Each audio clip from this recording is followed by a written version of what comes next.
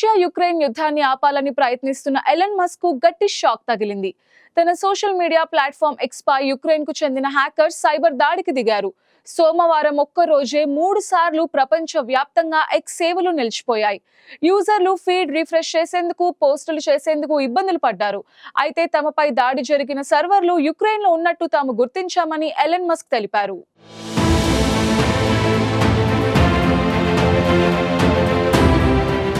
Billionaire Elon Musk కు చెందిన ప్రముఖ సోషల్ మీడియా ప్లాట్ఫామ్ ఎక్స్ పై భారీగా సైబర్ దాడి జరిగింది. ఇదే విషయాన్ని ఆ సంస్థ అధినేత ఎలన్ మస్క్ వెల్లడించారు. ప్రపంచంలోని పలు ప్రాంతాల్లో ఎక్స్ సేవల్లో సోమవారం అంతరాయం ఏర్పడింది. ఒక్క రోజులోనే 3 సార్లు సేవలు నిలిచిపోయాయి. దీని వెనుక సైబర్ నేరగాళ్ల హస్తముందని ఎలన్ మస్క్ పోస్ట్ చేశారు. తాము ప్రతిరోజు సైబర్ దాడికి గురవుతున్నామని, ఇప్పుడు పెద్ద స్థాయి వనరులతో హ్యాకర్లు విరుచుకుపడ్డారని మస్క్ తెలిపారు.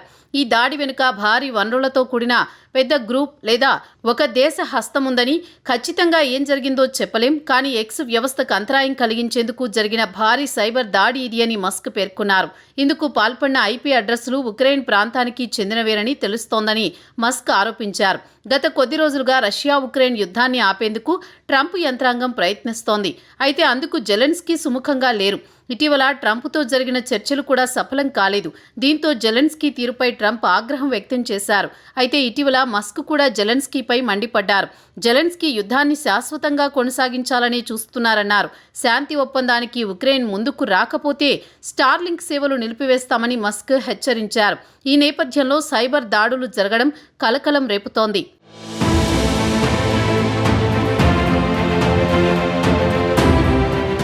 సోమవారం ఒక్కరోజులోనే 3 సార్లు ఎక్స్ సేవల్లో అంతరాయం నెలకొంది. సోమవారం మధ్యాహ్నం 3 గంటల సమయంలో యూజర్లు ఇబ్బందులు ఎదుర్కొన్నారు. సాయంత్రం 7:30 సమయంలో మరోసారి ఎక్స్ డౌన్ అయింది. ఇక రాత్రి 9 గంటలకు మళ్లీ సేవల్లో అంతరాయం నెలకొంది. దీంతో పలువురు ఎక్స్ను యాక్సెస్ చేసుకోలేకపోయారు. యూజర్లు ఫీడ్ను రిఫ్రెష్ చేయలేక, పోస్టులు అప్లోడ్ చేయలేకపోయారు. 56% మంది యాప్ యూజర్లు, వెబ్సైట్ వాడుతున్న వారిలో 33% మంది ఇబ్బందులు ఎదుర్కొన్నారు. America, India, UK, Australia, Canada వంటి ప్రధాన దేశాల్లో ఈ అంతరాయం నెలకొంది. అమెరికా, యూకేలలో ఈ సమస్య తీవ్రంగా ఉంది. దాదాపు 40,000 మంది యూజర్లు ఈ సమస్య గురించి ఫిర్యాదు చేశారు. ఇందులో 52% వెబ్సైట్ సంబంధిత సేవలు, 41% మంది యాప్ సమస్యలు, 8% మంది సర్వర్ కనెక్షన్ ఇబ్బందులు ఎదుర్కొంటున్నట్టు తెలుస్తోంది.